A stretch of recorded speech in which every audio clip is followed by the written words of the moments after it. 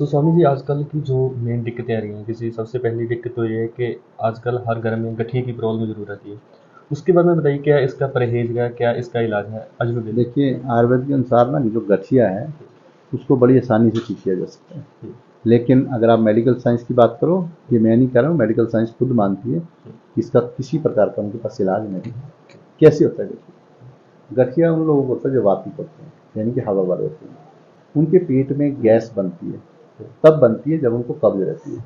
अब वो कब्ज होती है तो वो डॉक्टर के पास जाते हैं, डॉक्टर कब्ज की दवाई दे देता है, लेकिन उसको वात का ज्ञान नहीं होता। तो वही जो वायु है वो ऊपर जाना शुरू हो जाती है, उसके मन में जाती है, तो उसको सर दर्द होना शुरू हो जाता है। फिर वो सर दर्द की दवाइयाँ लेते हैं, वही वायु उसके जोड़ों में चली जाती है, जोड़ों का दर्द होता है तो जोड़ों के दर्द की दवाई लेते हैं।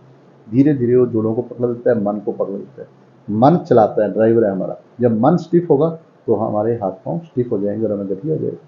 इसको कभी भी वो ठीक नहीं करते हैं। गठिया को ठीक करने का तरीका है, हमारा मन खुश होना चाहिए, शांत होना चाहिए, और दूसरा हमारे पेट में गैस नहीं होनी चाहिए। हमारा आयुर्वेद कहता है पित्त पंगु कफ पंगु पंगवो मल धातुआ वायु ना ही यत्र नियंत्रे तत्र विषमते मेघवत, कि जो भी टॉक्सिन निकले उनको निकालने का जिम्मेवार वात है। तो वात रोग से 80 रोग होते हैं, जैसे सर दर्द, माइग्रेन, एपिलेप्सी, पैरालाइज, सब ब्रेन, सब वात है, गठिया सब वात है। इसको ठीक करने का एक ही मूल काम है कि आप अपनी वायु को बैलेंस करें। तो वो वायु को बैलेंस कैसे करना है वो हम बताते हैं, और ये पूरे पूरे हमारे धर्म ग्रंथों में लिखा है। बहुत सारी रोग कहते हैं ਜਿਹੜੇ पेट ਤੋਂ शुरू ਹੁੰਦੇ ਆ ਸਾਡੇ। पेट में एक्चुअली क्या होता है, जब वायु रुकती है वो भी ब्रेन में जाती है। दूसरा पेट में लीवर है जो सभी प्रकार के रस बनाता है, और पेट में हमारे जठर ग्रंथियाँ जो सभी प्रकार के खाने को डाइजेशन करती हैं, कन्वर्ट करती हैं। तो जब पेट ठीक होगा तो सब ठीक होगा। सर आजकल बहुत सारे डॉक्टर कहते हैं कि ये लीवर फैटी हो गया है, इसका ये है, लीवर को सो जाएगी।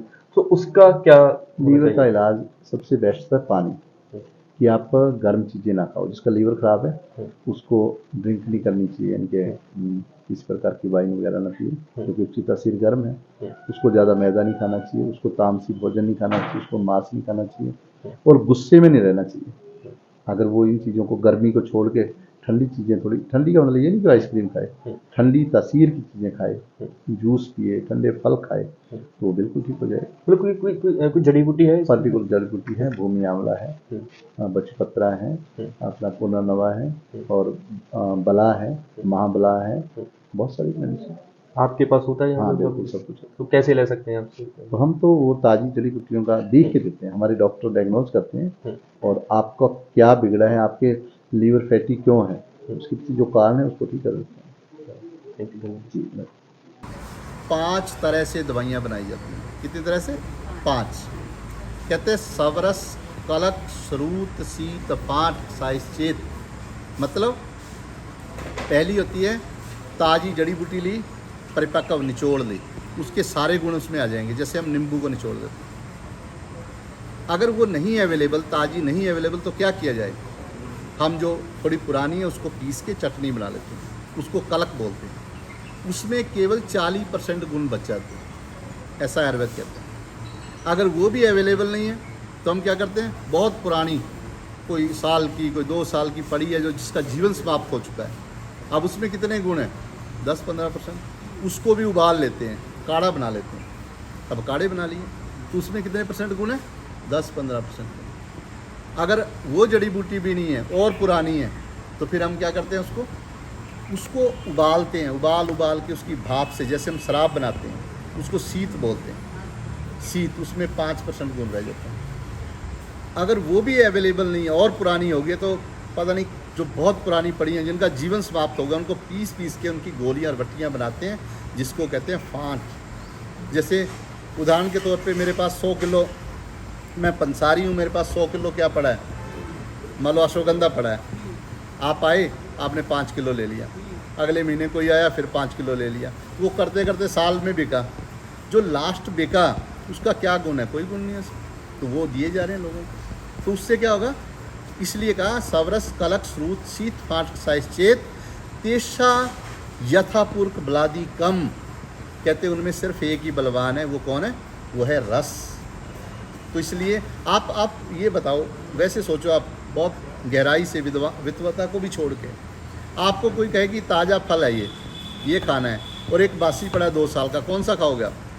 ताज़ा। सब्जी कौन सी खाओगे? लेकिन आयुर्वेद हम ताज़ा नहीं लेना चाहते। आयुर्वेद जो एलोपैथ की तरह पैक हो गया ना, वो वही मार्केटिंग, क्योंकि उनको क्या लाभ है, उनका बिक रहा है, जा रहा है, उन्होंने एक गोली बनाई पूरे देश में लगा दी, किसी को आराम किसी को नहीं।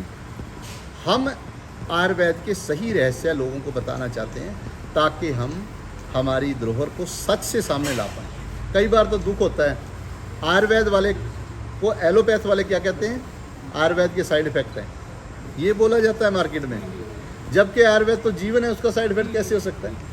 जो खुद केमिकल दे रहे हैं उनको लाइसेंस है केमिकल देने का, लेकिन दूसरा कोई दे रहा है उसको कहेंगे इसके साइड इफ़ेक्ट आ सकते हैं, और लोग मान लेते हैं। कहेंगे जी, मैं कोई हमारे पास पंजाबी आते हैं, कहेंगे जी मैनू डॉक्टर ने कहा जी आयुर्वेद ना लो, उसका साइड इफ़ेक्ट आ जाए। तो क्या है, ये ज्ञान की कमी है, और हम चाहते हैं कि हम इस ज्ञान को पूरे संसार में फैलाएं। और आपकी जानकारी के लिए बताना चाहता हूँ, भगवान की दया से पूरे संसार के लोग हमारे पे विश्वास करते हैं, हमारे पास आते हैं, और हम इसमें बहुत आगे तक जा चुके हैं। और हमें अब लगता है कि हम इस पैथी को पूर्णतः पूरे संसार में लागू करें। और हाँ बिल्कुल, रस देते हैं, सिर्फ ताजे रस।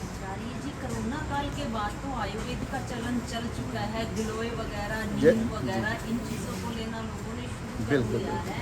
लौकी का रस आपके लिए एक बात बताना चाहूँगा, जैसे कोरोना आया था पीछे, कोरोना काल में हमने बहुत अच्छा काम किया और हमारा बहुत नाम हुआ उसमें। कोरोना काल में आप सभी ये नोट करके रखें, जैसे आपने बोला है, तुलसी है, गिलोय है, बहुत पवित्र, बहुत उच्च कोटि की हमारी हर्ब्स हैं, हर घर में है। हर घर में। लेकिन एक हर्ब होती है अड़ूसा, जिसको वसा बोला जाता है।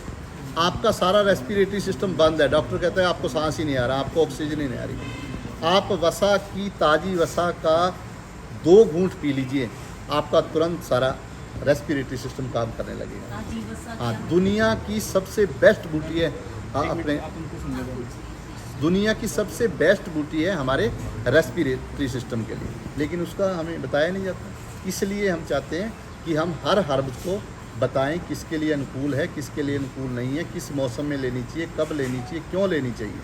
तो ये सारे का सारा जो ज्ञान है उसका हम प्रचार करना चाहते हैं। बाबा जी, आपसे कांटेक्ट करने के लिए अब हमारे दर्शक लोग पूछेंगे, हमसे पूछेंगे, तो आप बताइए कि कैसे अपना उपचार करवा सकते हैं, कैसे अपना रोग अस्पताल कर सकते जी, हैं? हम आपको सारे जो कॉन्टैक्ट नंबर हैं ऑफिस के, आप यहाँ बताइए, चंडीगढ़ में अगर आए कोई, कहाँ पे आएगा वो? चंडीगढ़ में यहाँ पे पीछे बोर्ड पे भी लिखा है, यहाँ पे भी मैं आता हूँ मंगलवार को। और हमारे यहाँ पे डॉक्टर सीमा चौहान हैं, वो बैठती हैं हर रोज़, उनसे भी मिला जा सकता है। वो और वो प्रवृत्ति बता देती हैं? हाँ, वो भी बता दें, हम सभी। कहाँ पे सर एड्रेस बताइए, कहाँ? यहाँ नहीं है सर, यहाँ नहीं है सर, वीडियो में यहाँ आता है। अच्छा जी, सेक्टर 36B, गुगामाड़ी मंदिर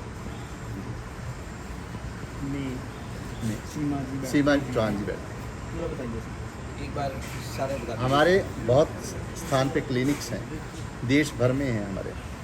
जहाँ जहाँ क्वालिफाइड डॉक्टर बैठते हैं वो हमारे सवरस लेते हैं हमारे से, हम उनको पूरी ट्रेनिंग देते हैं और उनको सवरस के बारे में बताते हैं, और ये भी पूरी ट्रेनिंग देते हैं कि कौन से रस की कौन सी तासीर है, यानी कोई शीत है, उष्ण है, रुक्ष है, किसके लिए उपयोगी है, किस रोग में दिया जा सकता है, किस व्यक्ति को दिया जा सकता है। और उसकी एक्सपर्ट डॉक्टर सीमा चौहान यहाँ पे बैठते हैं, अपने सेक्टर 36B में, 36B चंडीगढ़ में बैठते हैं। ऐसे ही खन्ना में बैठते हैं हमारे डॉक्टर, गुगामाड़ी मंदिर, सेक्टर 36B ठीक है, चंडीगढ़। सर एक ये परामर्श की